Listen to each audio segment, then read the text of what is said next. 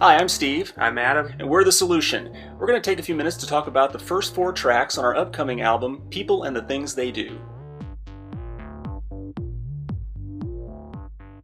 Alright, this is track 1 on the album called The Intro, and it's an instrumental track.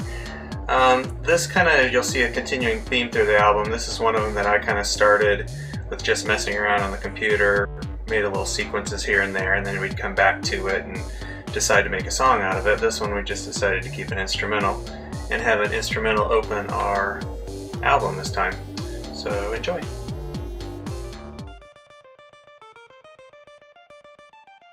Track 2 on the album is called The Song. From a lyrical standpoint, the song is essentially about itself. It's about a song. In the verse, we address things that one typically brings up in a verse. The chorus is where the contrast happens. It kind of blows up and builds. And the bridge addresses things we've addressed in other parts of the song, just in a different fashion. From a structural standpoint, it's basically intro, verse, chorus, bridge, instrumental, chorus, and out. And as far as the style of the song, we kind of were going for incorporating newer dubstep style elements into a more traditional pop electronica song. Alright, the song is pretty complex in terms of track count and kind of some of the tricks that we used.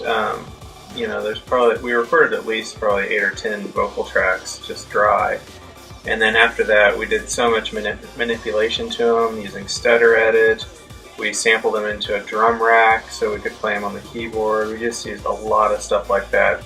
As you can probably hear in the song, the vocals are just kind of all over the place with effects and stutters and all those tricks. It also uses a couple plugins from the Korg Legacy collection, so kind of a lot of things we don't typically use a lot of, we used in this song.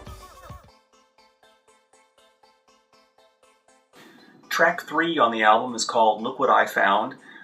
Lyrically, it's basically about a stalker. The speaker is a stalker, and he is following his victim home from work and breaking into her house and so forth. So a lot of good, wholesome family fun there. Basically, on a structural standpoint, it's pretty straightforward. The verse, chorus, bridge, and so forth. And I would classify it as pretty much a pop song with electronica dance elements. Alright, this song is another one that started out as an instrumental, and actually we made an actual instrumental out of this and later decided we liked it well enough to turn it into a song with vocals. It started out with the main theme sound played on the old Roland JD800, which we ended up layering with the second sound to make it fuller, and then the bass played with our left hand on the Moog, on Low Fatty. So we used all that from the original, and then as far as the vocals and such, there's a lot of stuttering in this one too, with the Stutter Edit plugin. Also, we did some samples from a sample CD with screaming and all that kind of stuff, so a lot of fun stuff there. Track 4 on the album is called One Bad from Breakdown, pretty much a straightforward electronic pop song. Lyrically, it addresses anxiety. Essentially, the speaker is fine with his life, fine with the world, unless any small incident occurs that might set him off. That's basically what the song addresses. Structurally, it's straightforward verse, chorus, bridge. It does have a pre-chorus, which almost serves as a second chorus, which is something recently in pop music we've been seeing more and more of. But the chorus essentially builds to another chorus to help the song build and so forth. This song, One Bad from Breakdown, Steve wrote ahead of time pretty much totally the lyrics and the chord structure before we started working on the arrangement.